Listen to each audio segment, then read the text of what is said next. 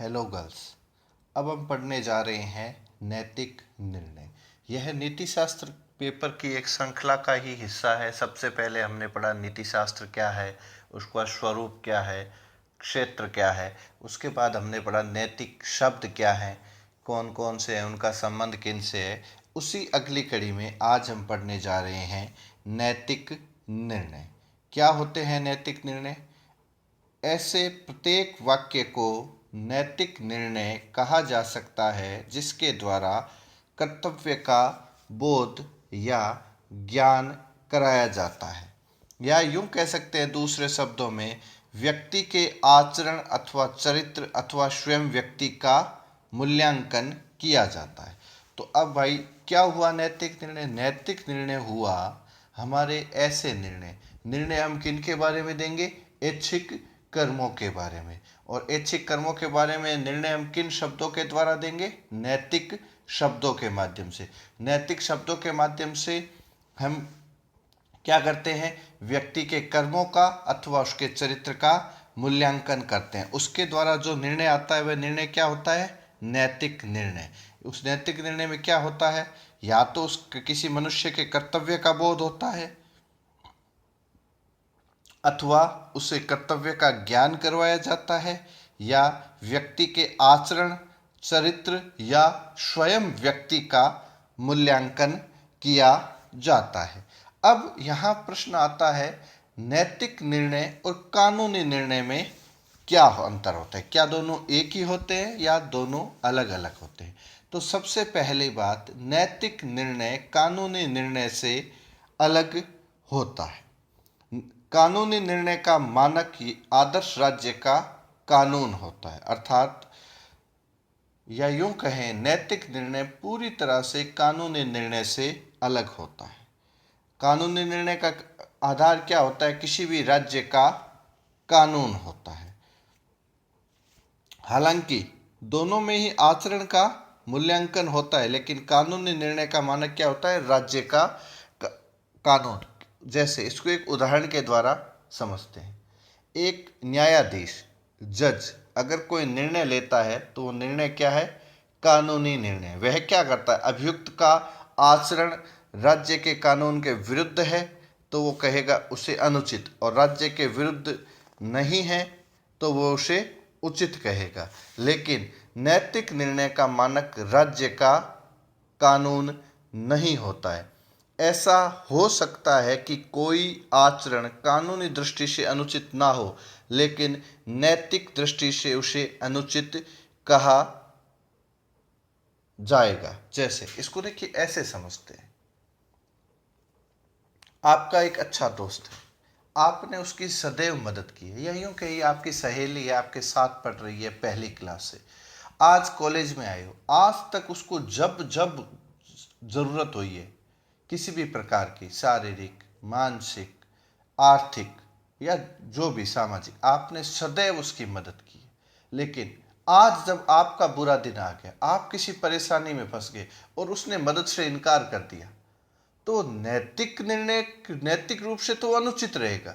एक मित्रता के नाते, एक सहपाठी के नाते उसने, या एक मनुष्य के नाते संकट के दिनों में आपने सदैव उसकी सहायता की, लेकिन आज जब आप संकट में, वह आपकी सहायता करने से मना कर रही है या आपकी सहायता कर नहीं रही है, तो नैतिक दृष्टि से तो अनुचित है। लेकिन आप इसके विरुद्ध न्यायालय में नहीं जा सकते, राज्य के पास नहीं जा सकते इसकी क्षतिपूर्ति के लिए। समाज में जा सकते हो, परिवार में जा सकते हो, मित्रों में जा सकते हो कि देखो सदैव मैंने इसकी सहायता की है, लेकिन राज्य के पास आप यह दावा नहीं कर सकते कि ये मेरी सहेली है, LKG से UKG GKG नर्सरी जो भी हो, आज तक हमने साथ पढ़े हैं, साथ खाया पिया सब किया है, लेकिन जब जब इसको ज़रूरत हुई है मैंने इसकी सहायता करी है, लेकिन आज ये मेरी सहायता नहीं करी इसलिए इसको सज़ा दी जाए, इसको दोषी ठहराया जाए। नहीं, न्यायाधीश आपका मामला तुरंत ही खारिज कर देगा, क्योंकि राज्य का कानून ऐसे मामलों में कोई निर्णय नहीं देता। क्योंकि ऐसा कुछ नहीं है कि आपने, राज्य नहीं कहता कि किसी ने किसी की बुरे दिन में सहायता की है तो वापस उसका फर्ज या कर्तव्य बनता है कि वो उसकी सहायता करे। राज्य के लिए इसका कोई आधार नहीं है, लेकिन समाज में, परिवार में, सोसाइटी में इसकी वैल्यू है। अगर आप आपने किसी की बुरे दिनों में मदद ली है, अपने बुरे दिनों में मदद ली है, तो आपका ये कर्तव्य बनता है कि जब उस व्यक्ति को आवश्यकता है, वो अपने बुरे दिनों में है, तो आपको उसकी सहायता करनी चाहिए। तो ये पहली चीज हुई, नैतिक निर्णय कानूनी निर्णयों से अलग होता है। कानूनी निर्णयों में क्या होती है, बाध्यता होती है, स्पष्ट एक लाइन खींची हुई होती है, यहाँ तक जो भी आप करोगे उचित है, अगर इसके आगे आप जाओगे तो आपका निर्णय अनुचित होगा, निष्पक्ष रूप से फैसला दिया जाता है। लेकिन नैतिक निर्णयों में ऐसा नहीं होता, परिस्थितियों के अनुसार निर्णय परिवर्तित भी हो सकते हैं। आपने किसी को पैसे उधार दिए, अब आज आपको पैसे की जरूरत है, लेकिन जिसको दिए उसके पास पैसे नहीं है, तो आप उसको नैतिक रूप से अनुचित नहीं ठहरा सकते, उसके पास खुद के पास ही कुछ नहीं है। लेकिन कानून में अगर आपने चोरी की है तो आपको अनुचित माना ही जाएगा, भले ही आपने भूखे होकर की है, मजबूरी में की है, आपातकाल परिस्थितियों में, कैसी भी परिस्थितियों में की, आपने कानून का उल्लंघन किया है तो आपको दोषी माना जाएगा। नैतिक परिस्थितियां कुछ जगह अपवाद रूप में आपको माफ भी कर सकती है ऐसी परिस्थितियों में। तो नैतिक निर्णय और कानूनी निर्णय में यह अंतर हुआ। दूसरा, नैतिक निर्णय और तथ्यात्मक निर्णयों में क्या अंतर रहा। नैतिक निर्णय मोरल डिसीजन, तथ्यात्मक निर्णय फैक्चुअल डिसीजन। क्या अंतर होता है, नैतिक निर्णय तथ्यात्मक निर्णयों से भी अलग होता है।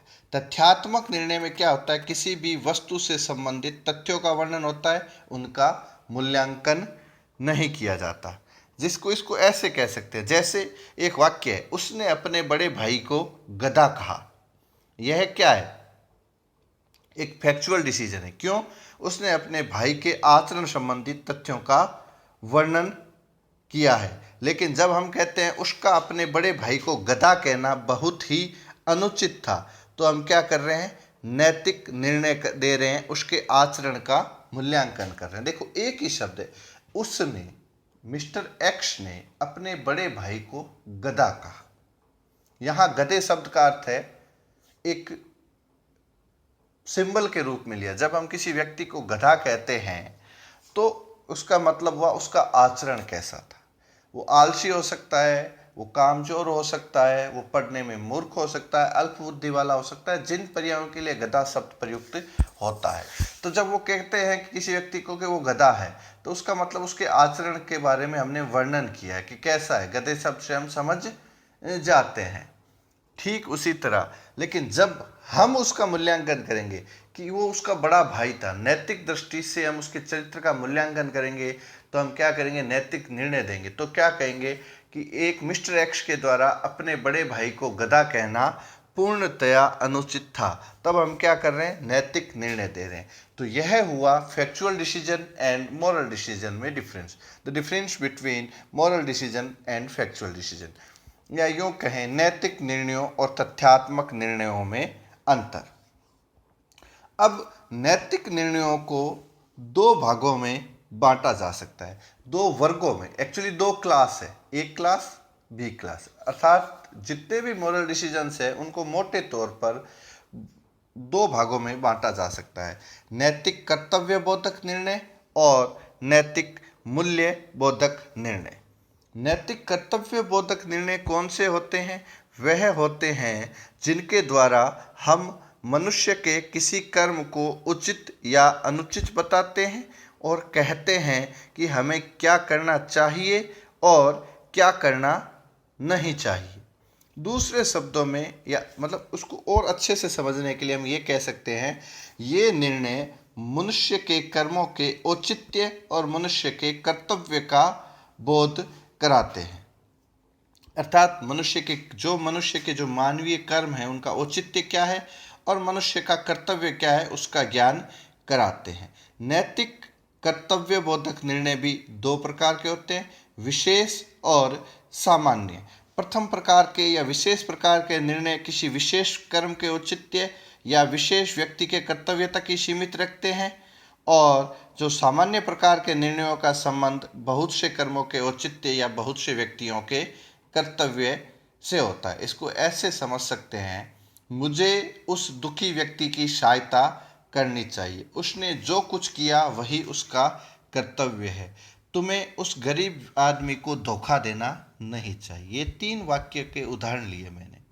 मुझे दुखी व्यक्ति की सहायता करनी चाहिए, उसने जो कुछ किया वो उसका कर्तव्य था, तुम्हें उस गरीब व्यक्ति को धोखा देना नहीं चाहिए। यह क्या हुआ, पहले प्रकार के निर्णयों में है। ये तीनों ही निर्णय क्या कराते हैं, व्यक्ति के कर्तव्य का बोध या ज्ञान कराते हैं, लेकिन तीनों ही निर्णय एक व्यक्ति विशेष से संबंधित है। मिस्टर एक्स को अगर मैं कह रहा हूँ तो ये मिस्टर एक्स से संबंधित है। अगर मैं कै को कह रहा हूँ तो कै से गे, गे, रे, चे, छे, पे, कोई भी एक नाम है उसी से संबंधित है।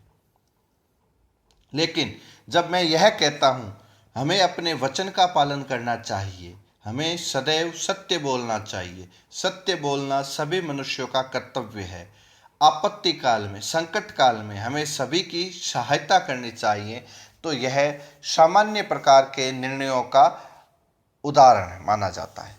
ये जो निर्णय कहते हैं, जब मैं कहता हूँ सदैव सत्य बोलना चाहिए, तो ये सब पे लागू होता है। मैं ये नहीं कह सकता कै पे लागू होता है, खे पे लागू नहीं होता है, गे पे होता है, घे पे नहीं होता है। ये सब पे होता है। Mister X Y Z A B C सभी पर समान रूप से लागू होता है। जो इस प्रकार के निर्णय होते हैं वह होते हैं सामान्य नैतिक कर्तव्य बोधक निर्णय। अब दूसरा आता है प्रकार नैतिक मूल्य बोधक निर्णय। इनका संबंध क्या होता है, व्यक्तियों, उनकी इच्छाओं, उनकी रुचियों, उनके अभिप्रायों एवं परियोजनाओं से होता है। यह भी ठीक उसी प्रकार 2 प्रकार के होंगे, विशेष और सामान्य। अगर किसी विशेष व्यक्ति से संबंधित है तो वो विशेष होगा, और एक सभी व्यक्तियों पर सामान्य रूप से समान रूप से लागू होता है तो वह समान होगा। जैसे मैं कहूँ महात्मा गांधी श्रेष्ठ पुरुष थे, या मैं कहूँ आपका चरित्र प्रशंसनीय है, तो यह उदाहरण किनके होंगे, प्रथम प्रकार के या व्यक्ति के होंगे। या फिर मैं ऐसा कहूँ परोपकार, न्याय, संयम सद्गुण है, ईर्ष्या निंदनीय भावना है, महात्माओं का चरित्र उत्तम होता है, असंयमी व्यक्ति निकृष्ट चरित्र के होते हैं। इनका किसी व्यक्ति से संबंध नहीं होकर सभी मनुष्यों पर सामान्य रूप से या सभी व्यक्तियों के सामान्य नैतिक मूल्यों का बोध कराते हैं। तो अब आज ये जो तीसरा वीडियो आया है अपने इसी श्रृंखला में, सबसे पहले हमने पढ़ा नीति शास्त्र क्या है, उसके बाद नैतिक शब्द क्या है, बीच में हमने पढ़ा ऐच्छिक कर्म क्या है, अनैच्छिक कर्म या नित्य कर्म क्या है, और चौथी चीज़ पढ़ी नैतिक निर्णय क्या है। ये चारों पढ़ाने का मूल तथ्य यही था। नीति शास्त्र के साथ साथ नीति शास्त्र में जो शब्द प्रयुक्त होते हैं, जो डिसीजन होते हैं, उनको हम अच्छे से जान और समझ लें, ताकि जो आगे की इकाइयां हैं, जो नीति शास्त्र की आगे की इकाइयां, वो हम अच्छे से समझ और जान सकें। Thank you.